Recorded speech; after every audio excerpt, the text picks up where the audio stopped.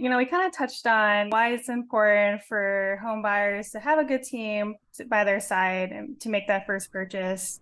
And so I wanted to kind of follow up that question and that kind of that topic and really just kind of talk about, what makes a good agent or what you guys think makes a good agent. So I don't know, I'll pass it up to you, Juan, to kick off this one.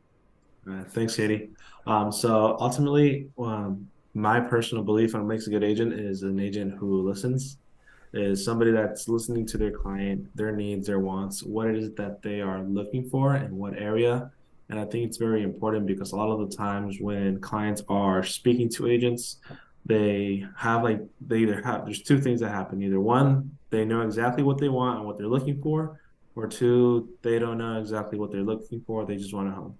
So when in the beginning stages, when you are speaking with a realtor, it's important that your realtor is listening to your needs. And whether that's if you're looking for a specific school district, specific to close to family, far from family, size of the home, backyard, no backyard, what are you comfortable living in, whether that's in a townhome, a home, a condo.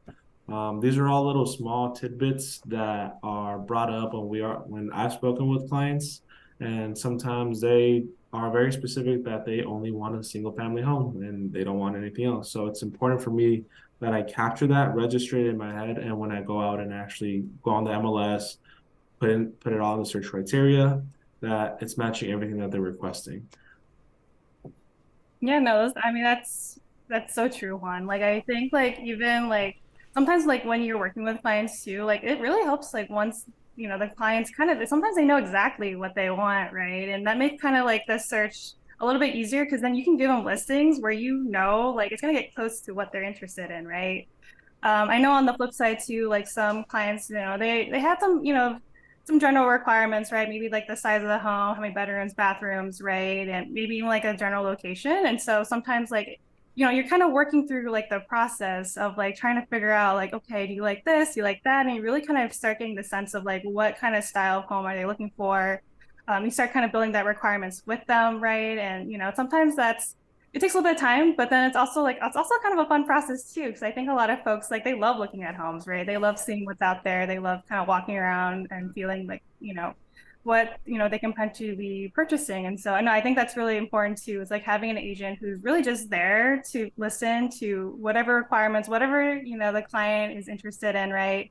I would even add too, like I think good agents are the ones that you can really be friends with, right? I feel like it's a lot more fun in terms of the process if you really get along with your agent, right? Instead of like having like a very transactional type of relationship, right?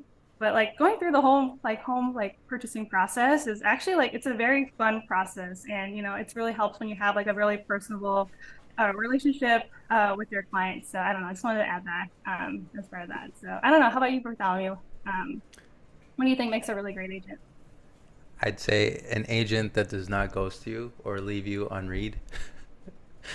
uh, the follow up, that's a skill. That is a skill. So if you're constantly getting updates of what happened with your last offer, what the current counter offer might look like, what the showing schedules will look like, comps, uh, all of those things are part of the communication aspect, and it also touches on being able to follow up. If there's no regular statusing, then the relationship is kind of, I think, mediocre.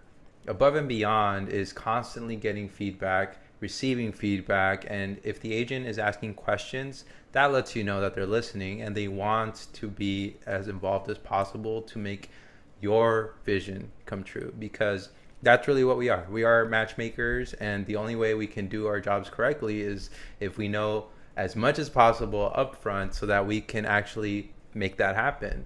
And without following up, I think that's really a half job done. So I'd say that would be my sign of a good agent.